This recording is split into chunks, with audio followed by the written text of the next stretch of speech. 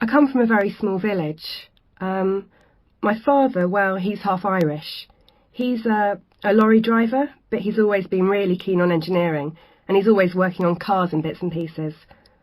I suppose I picked up a bit from him, and he's always been really interested in flying. He did a little bit himself, but then he got interested in the gliding club that moved to our village. I started going up in gliders with him to look around, try it out, and then I got involved with that and learned to fly. Then that led me on to working for Marshall Aerospace. What sort of personal qualities do you think a good designer like you needs?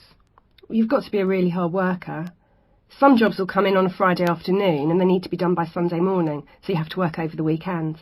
You need to be able to work on your own as well as work with a team. You've got to be able to communicate with the others to understand if anything they're doing affects you. You've got to be quite organised and quite decisive, really. You're doing a job that will affect an aeroplane, and even though about 4 other people check your work to make sure it's okay, it still comes down to you. You're responsible and you've got to make sure it's right. Most engineers are men, so what sort of qualities does a 22-year-old woman need working in a male environment? Yeah, I think you've got to be able to prove yourself to people that might wonder how well you're going to do the job. You've got to show initiative, really, and ask questions and want to learn. You won't be very successful if you just sit there and just do the minimum. There'll always be, I think, that bit extra to do so that people will notice you for the right reasons, I suppose. But as a woman, you are watched a lot. Well, not watched, but people follow your progress more.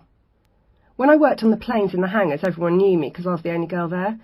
So that now they all know my name and they all keep an eye on what I'm doing, how well I'm getting on. That's unusual.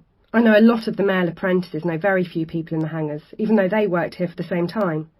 But when I worked in there, a lot of people spoke to me to find out how I was getting on.